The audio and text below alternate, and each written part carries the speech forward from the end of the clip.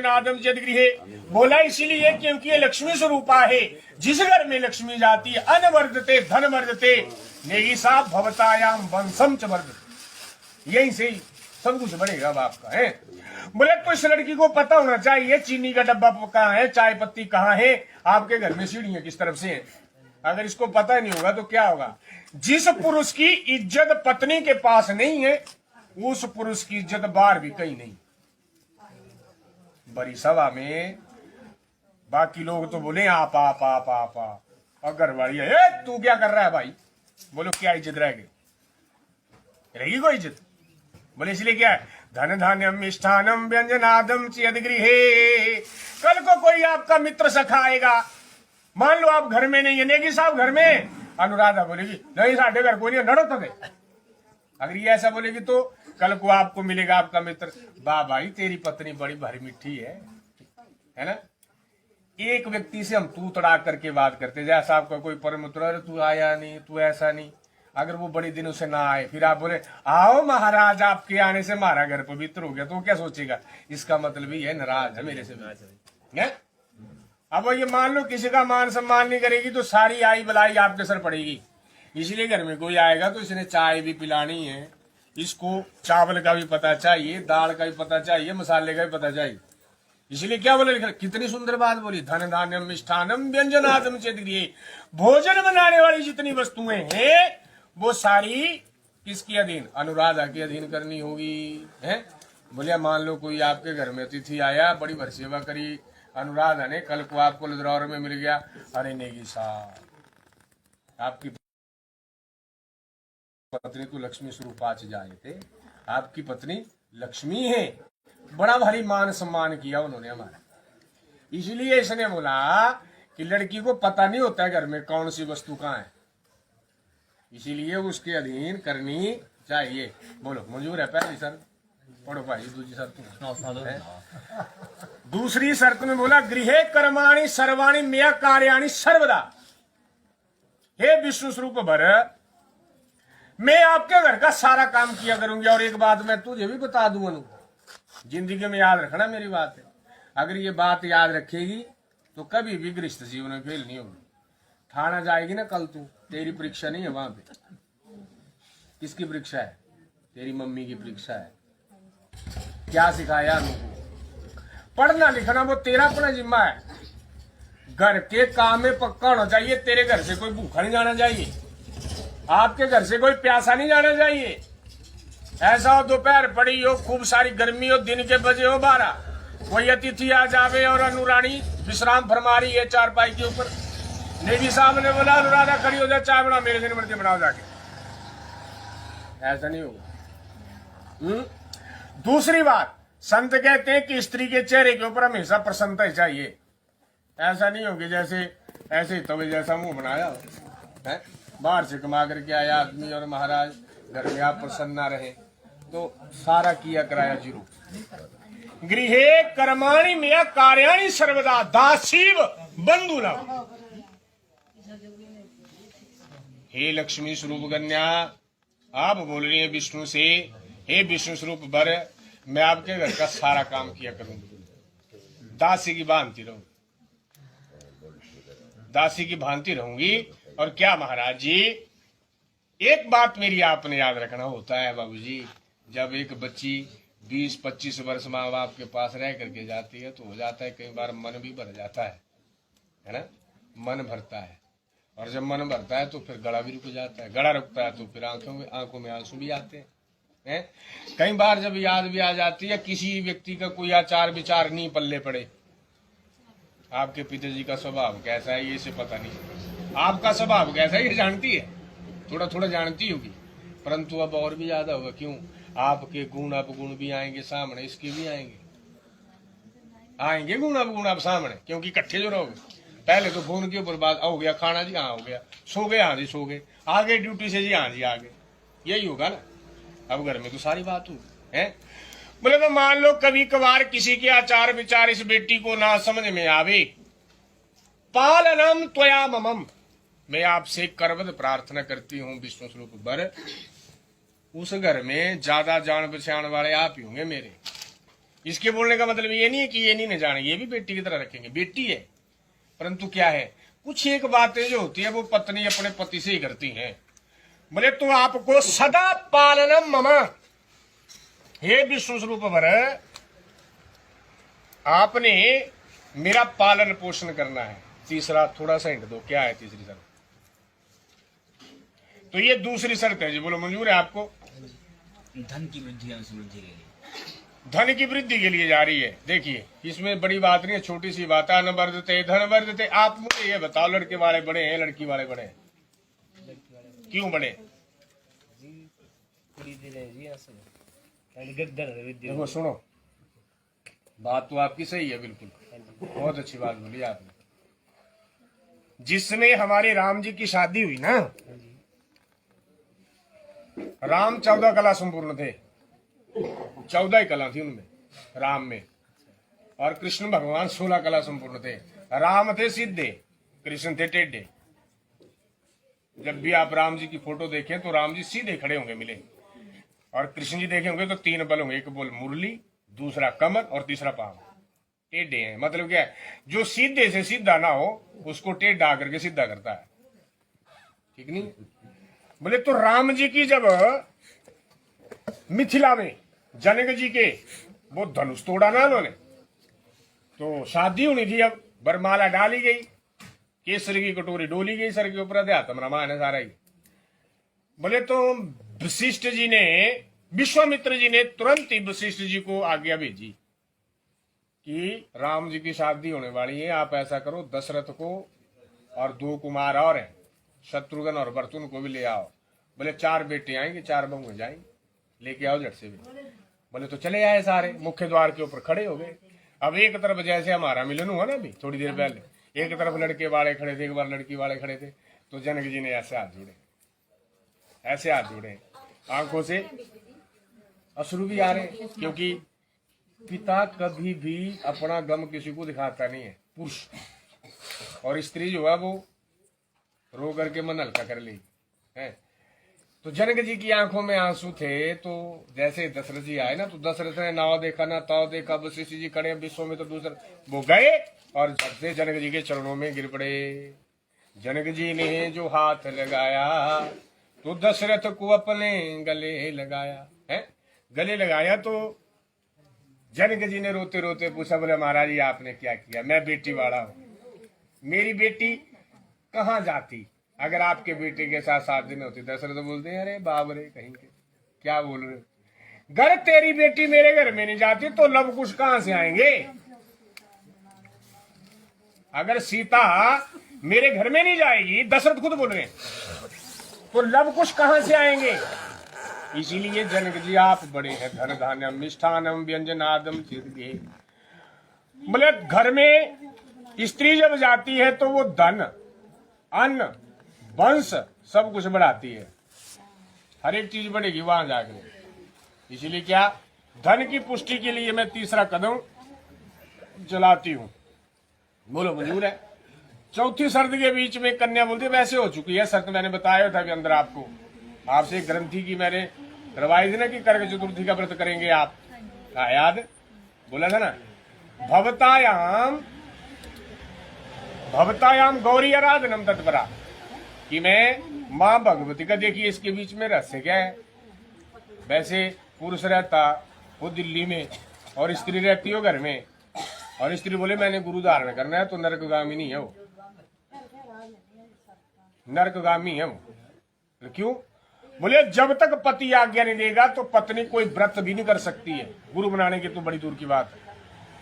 जब तक पति आज्ञा नहीं देगा, पति आज्ञा देगा तब वो व्रत करेगी। इसलिए ये आपसे आज्ञा मांग रही है, आप गुरु हैं, गुरु ही मानना बच्चा हमेशा, ठीक है? क्योंकि महाराज सावित्री भी आपकी तरह स्त्री थी, सीता मैया भी आप की तरह थी, है ना? कौशल्या महारानी भी आप की तरह थी, परंतु उनके बीच में कुछ गुण थे। थोड़े से सुख के लिए कभी भी अपनी सफेद चादर रूपी जीवन के ऊपर दाग नहीं लगाना है, क्योंकि ये जीवन बार बार नहीं मिलेगा। किससे चोरी करोगे? मुझसे, नेकी साहब से, परंतु वो परमपिता परमात्मा सबको देखता है, उसकी हजारों आंखें। जिससे चोरी करे, सूरदास बाबा जी पता क्या बोलते हैं? जिससे चोरी करनी से उसको तो हम दिखाते हैं, और जिसको बार बार दिखाना चाहिए उससे चोरी करते जाते हैं, है ना। बोले चोरी उससे करनी चाहिए परंतु उससे तो होगी कभी नहीं, है ना। और जिससे दिखाना चाहिए उससे चोरी करते, आ गए पिताजी छुपा लो, ऐसा नहीं है। बोले इसलिए क्या गौरी आराधनम च तत्परा, हे विष्णु स्वरूप वर, मैं आपकी दीर्घ आयु के लिए मां भगवती गौरा का व्रत किया करूंगी। तो इसी 4 वेदों के बीच, वेदिका के बीच में हम बैठे हैं, तो आप हमें आज्ञा दीजिए कि आप ये व्रत करेंगी। बोलो देते हो आज्ञा हैं। अब 5वीं शर्त के बीच में कन्या कहती है कि मेरे माँ बाप ने मुझे बड़े भारी प्रेम से पाला है। पालिता माता पिता चक्षु बंधुवेन, बोले मेरे माँ बाप ने मुझे बड़े बड़े कलेशों से पढ़ा। कलेशों का मतलब पता क्या होता है? कलेशों का मतलब ये है इसके बोलने का कि ऐसा नहीं है कि अनुरानी से मैं घर में आई या इसके पिताजी को दुख हुआ या माता जी को, किसी को दुख नहीं हुआ, परंतु क्या है उस दिन से लेकर के आज तक ये कितनी बार बीमार हुई होगी, कितनी बार बीमार हुई होगी। कई बार तो ऐसा भी होगा हमारे तो भाई साहब सो जा रे हैं, कंधे पे भी सुलाया होगा, और माँ ने क्या किया होगा, जहां पे बिस्तर गीला होगा वहां से उठाया और सूखे में सुला दिया, माँ खुद गीले में सो गई आके।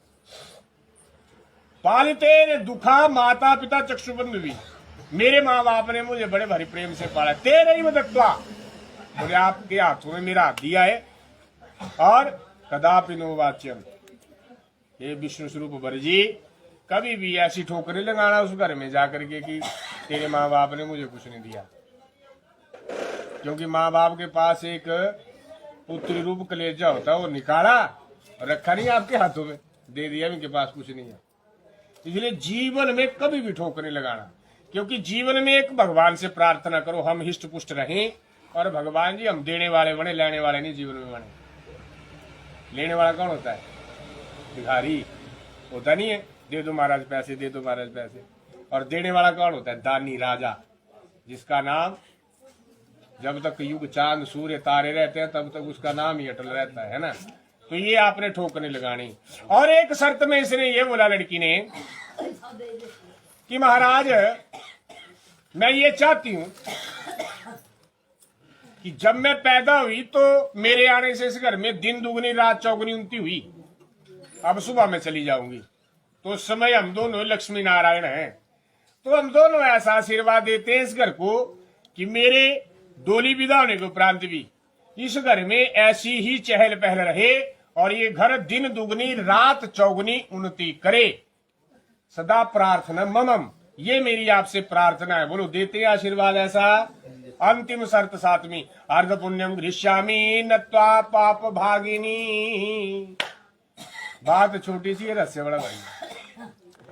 लड़की बोलती है कि अगर आपके घर में कोई ऐसा काम होगा ना, यज्ञ, कोई कथा ही हो, कोई अग्नि हो, और एक बात हमेशा याद रखो, अगर आप मान लो इकट्ठे रहेंगे तो भोजन इकट्ठे करना है, और हो सके तो पूजा भी इकट्ठे करना जब भी हो। जो पति पत्नी ये दोनों चीजें करते हैं ना, उनका ये तो सुधरेगा पर अगला भी भाग सुधर जाएगा। ये मैं नहीं बोल रहा हूँ, ये शास्त्र लेख है। क्योंकि जब भी दोनों पूजा में बैठते हैं एकाग्रचित होकर के, तो मन की जितने भी विकार है, कुकृतियां हैं, वो सारी बदल जाती, और करनी चाहिए भगवान के सामने, नतमस्तक होना चाहिए। ये सनातन पद्धति है, पता नहीं कितना मजाक बना दिया लोगों ने हमारी पद्धति का। कई बार तो ऐसे शर्तें सुनाते हैं ना, तो लोग क्या बोलते हैं, अब करवाएंगे पंडित जी, यहाँ अब करवाएंगे लड़के, लड़का को बैल है तो डंडा नहीं करके उससे हाँ करवा। पढ़े लिखे होते हैं बच्चे, पढ़े लिखे नहीं है, कोई बात समझ आती है, कोई नहीं आती तो पूछो, एक बार 10 बार पूछो। और आप मुझे बताओ, क्या आपकी पढ़ाई में ये बातें थी? जो भी आपने पढ़ा, आपने बीटेक की, इंजीनियर करी, लड़की ने जो भी ट्रेनिंग करी, उसके बीच में थी ये पढ़ाई? या कोई बात गलत निकली हो तो आप बोलो। आपके ये 7 खाने नहीं है, 7 वचन नहीं है, 7 जन्मों का साथ है। अगर एक एक बात को नोट किया जावे और समझा जावे ना, बोले तो हमारा जीवन सुंदर बन जाएगा। और सनातन पद्धति की तो लोगों ने धज्जियां उड़ाना शुरू कर दी हैं, और उसके बीच में और कोई दोषी नहीं, हम सब दोषी हैं। सबसे पहले दोषी हैं हम। कोई पता नहीं है किसी को, नहीं कहाँ जा रहे हैं, कहाँ जाना है ना, कोई पता नहीं है। हम अपने बच्चों को अंग्रेज बनाना चाहते हैं, अंग्रेज बनाना चाहते हैं। अगर अमेरिका की सभ्यता देखनी हो तो संत कहते हैं महाराज, जब बेटे की शादी कर दी जाती है ना, तो फिर महाराज माँ बाप को ओल्ड होम भेजा जाता है। ओल्ड होम मतलब वृद्धाश्रम। और हमारी पद्धति नहीं है ऐसी। प्रातः काल उठहु रघुनाथा, माता पिता गुरु नवाही माथा। ये हमारी पद्धति है, सनातन पद्धति है। राम जी को 14 वर्षों का वनवास दिया दशरथ ने, परंतु राम जी ने बोला मर जाए ऐसा बेटा जिसके सामने पिता की आंखों से सुरधारा बहे। ऐसे बेटे को मर जाना चाहिए, क्योंकि जब हम छोटे थे तब भी वो रोए। आज हम बड़े हो गए और हमारी वजह से हमारे माँ बाप रोए, तो ऐसे संतान को तो मर ही जाना चाहिए। क्यों? सही नहीं है?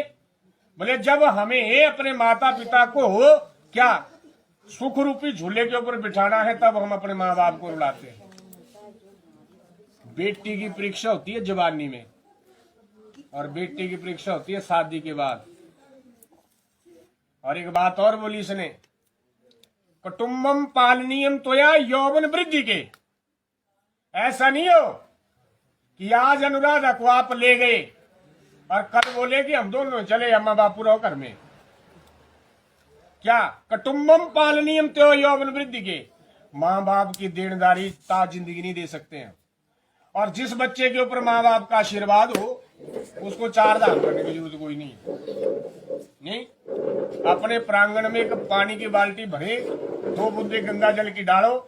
जिसने अपने माँ बाप की सेवा करी होगी, महारानी गंगा हरिद्वार से आपकी बाल्टी में पक्का आएगी। लिख लो मेरी बात। ये लड़की बोलती है कुटुम्बम पालनीयम त्वया यौवन वृद्धि के। जवानी से वृद्धावस्था तक माँ बाप की सेवा करनी, इनकी देनदारी नहीं हम दे सकते हैं। ये एक आवाज लगाए हम 10 बार उठे हैं। ऐसा नहीं कोई कल को बोले कि महाराजा नूस घर में गई और नेगी साहब का रंग ही बदल गया। ठीक नहीं है। बोले आपकी परीक्षा शुरू है कल से। ठीक नहीं है। स्वाभाविक जैसे बदलेगी सारी चीजें। बताओ मैं कैसे बदलेगी? 7 शर्तों को सुनने के लिए दिन चाहिए 7। बराबर सेन में देखिए, पहले आप मान लो कोई काम आपकी बहन ने बोला, या आपका कोई छोटा भाई है, या पिताजी ने बोला, या माताजी ने बोला भाई अरविंदर जी फलाना काम कर दो। नहीं अभी नहीं, मैं अभी थका हूं, सोऊंगा। किसी ने कुछ नहीं बोला ना, है ना। अब बोलना कल से आप भी, मैं नहीं करूंगा। क्या बोलेंगे लोग? बस बन गया जोरू का गुलाम। अब बड़ा है, बातें बड़ी भारी बदलेंगी। इसीलिए जीवन में ऐसा कार्य करो कि महाराज जिसको करने से हमें पछताना नहीं पड़े। समझ रहे? कुटुम्बम पालनीयम तो यौवन वृद्धि के। सबसे पहले जो पैसा हो ना, वो माँ बाप को ही दो। कोई भी माँ बाप ऐसा नहीं है जो बच्चों को धोखे में रखता है। बनाएंगे माँ बाप। और मैं तो ये बोलता हूँ, जिसके माँ बाप बैठे हैं ना, वो दुनिया का सबसे बड़ा धनी आदमी है। धनी मतलब अमीर आदमी है। बोले क्यों? कमाने की चिंता, लगाएंगे अपने आप। 10 लगाओ 20 लगाओ, हमें क्या फर्क है? ठीक नहीं है? बोलो मंजूर है आपको ये 6ठी शर्त भी? 7वीं शर्त थी अर्ध पुण्यम गृह्यामि नत्वा पाप भागिनी। बोले मैं आपका आधा पुण्य लूंगी, पाप का कोई हिस्सा नहीं लूंगी, परंतु हे विष्णु स्वरूप पर अपने पाप का पक्का हिस्सा दूंगी। है ना थोड़ी सी टेढ़ी क्या है इसमें? जैसे ये अग्नि जल रही है, अब इन लकड़ियों में हो सकता है जीव होते हैं ना, मर जाएंगे, कौन बेली वारस होगा? बोले वो पापा दादा। भोजन बनाते समय कोई जीव मर जाए, वो पापा दादा। पानी भरते समय कोई जीव मर जाए, वो पापा दादा। वस्त्र धोते समय कोई जीव मर जाए, वो पापा दादा है। या पहले झाड़ू लगाते, चक्का वो आटा चक्कियों में पीसते थे ना, अब तो वो रही नहीं, सुविधाएं ज्यादा हो गई हैं। बोले ये 5 प्रकार के पाप हैं। अगर अनुरानी करेगी तो आधा आधा करना पड़ेगा दोनों को, परंतु इसका भी आपको एक नियम बताया। बोले जब प्रातः काल स्त्री उठती है ना और अपने रसोई घर में जाती है नहा करके, तो बोले उसको सबसे पहले अग्नि जलाने के उपरांत 5 औतियां मिष्ठान की देनी चाहिए, घी शक्कर की। प्राणाय अपानाय व्यानाय उदानाय समानाय स्वाहा। बोले 5 प्रकार के पाप से मुक्ति मिल जाती है। अन्यथा अगर आप घर से बाहर कोई पाप करोगे तो कोई किसी का बिल्ली वारिस नहीं है। अपनी अपनी करनी और अपनी अपनी भरनी। यत कृता नाम पुण्यम पुण्यम वापनोति, यत कृता नाम पापम पापम च वापनोति। जो जैसा कर्म करेगा उसको वैसा दंड पक्का मिल जाएगा। तो बोलो नेगी साहब आपको शास्त्र मंजूर है? अब इनकी भी एक प्रतिज्ञा है। आदौ धर्म धरा कुटुंबकम तथा प्रिय भाषिनी क्रोधालस्यम विवर्जिता नित्यम बचा कारिणी। उद्यपाने मद्यपाने परगृहे गमने तथा परपुरुषम रतिगति हास्यम वर्जितम त्वयं सदा। ये बोल रहे है ना, ये बोल रहे आदौ धर्म धरा कुटुंबकम। बोले एक दिन नहीं, 2 दिन नहीं, जब तक इस शरीर में प्राण है तब तक आपका पालन पोषण करूंगा। परंतु क्या मेरे घर में मीठा बोलना, वाणी ऐसी बोलिए जो सबके मन भाय, प्रेम बढ़े परिवार में कलह निकट नहीं आए। वैसे भी स्त्रियों की वाणी मीठी होनी चाहिए। दूसरा, क्रोध नहीं करना, जड़ाई देना थी, आलस नहीं करना, छड्डी जाना, झूठ नहीं बोलना, ये खुराकी ठीक नहीं है। मैं भी बोलता हूं झूठ, परंतु वो झूठ जो किसी के प्राणों की रक्षा करे वो झूठ नहीं है। हास्य विनोद में बोला गया झूठ झूठ नहीं होता है। मान लो कोई घर में नुकसान हो जाए, नेगी साहब पूछते हैं हो गया? नहीं मैंने नहीं, मुझे क्या बताया, मेरे से हुआ जी। अगर हुआ होगा तो सीधा बोलो जी हुआ है, अगर नहीं हुआ है तो मना कर। और उद्यपाने मद्यपाने, सबसे बड़ी बात, जहां पे शराबी आदमी बैठे हो ना वहां पे आपका कोई काम नहीं है। चाहे इनके मित्र ही है, मना करो सीधा। शास्त्र लिखा चाणक्य नीति बोलती है, मैं नहीं बोल रहा। पर गृह गमने तथा, या जब मर्जी करी नीचले वाले घर में, जब मर्जी करी परले वाले घर में, है ना, जब मर्जी करी ऊपर चले गए, वैसा नहीं होगा। पर गृह गमने तथा, बिना मतलब से किसी के घर में जाना नहीं। पर पुरुषम रतिगति, यहाँ पे चाचा ताए जो भी हमारे परिवार के भाई थे सबसे हंसकर बात होती थी, बिना मतलब से हंसी मजाक नहीं होगा उस घर में जाकर। स्त्री का स्वभाव गंभीर भी चाहिए, है ना। इत्यमेव गुणालंकारम, ये सारे गुण अलंकार संस्कार लेकर के चलती हो तो ता जिंदगी अनुराधा जी क्या करोगे? पालन। बोलो मैं पालन करूंगा। बोलो मंजूर है दोनों को? पक्का मंजूर है? बोले सत्य सनातन धर्म की। उत्तिष्ठम च, खड़े हो जाओ। वाम पक्षेश जाओ जाओ।